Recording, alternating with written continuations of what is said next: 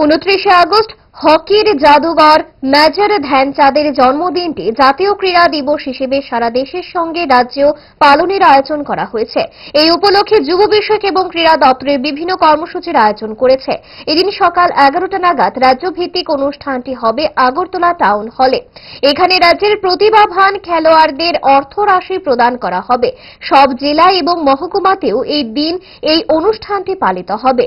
30 August বেলা 3টে নাগাদ বাধারঘাট দশরথ দেব sports কমপ্লেক্সে বিভিন্ন ক্রীড়া প্রতিযোগিতার আয়োজন করা হয়েছে। উপস্থিত থাকবেন মুখ্যমন্ত্রী ডক্টর মানিক সাহা, ক্রীড়ামন্ত্রী টিঙ্কু রায় এবং সাংসদ রাজীব ভট্টাচার্য। বৃহস্পতিবার সচিবালয়ে এক সাংবাদিক সম্মেলনে এ সংবাদ জানান ক্রীড়ামন্ত্রী টিঙ্কু রায়।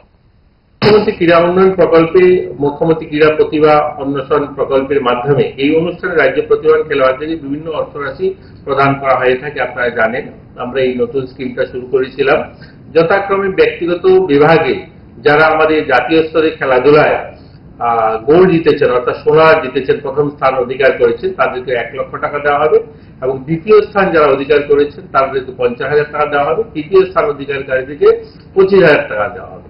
দলগতভাবেও যারা অংশগ্রহণ করেছেন, চ্যাম্পিয়ন দলের প্রতি সদস্যকে 50,000 টাকা দেওয়া হবে এবং দ্বিতীয় স্থান অধিকারী যারা দলগতভাবে অনুষ্ঠানে ভাগ নিয়েছেন তাদেরকে 25,000 টাকা দেওয়া হবে। তৃতীয় স্থান যারা অধিকার করেছেন দলগতভাবে তাদেরকেও 12,500 টাকা করে দেওয়া হবে। এই সংখ্যাটা প্রায় 39 জন খেলোয়াড়দেরকে, পুরুষ 16 জন এবং মহিলা 23 জন, যাদেরকে এই অর্থরাশি দেওয়া হবে। এবং এছাড়াও আমাদের ভবিষ্যৎ পরিকল্পনাও রয়েছে। আমরা আপনাদের মাধ্যমে বলতে চাই যে আগামী দিন আমরা আমাদের এই যে অর্থরাশি দিচ্ছি, এছাড়াও তাদেরকে বিভিন্নভাবে আমরা আরো উন্নত মানের কোচিং এর জন্য বিভিন্ন সময় অর্থ দিয়ে থাকি।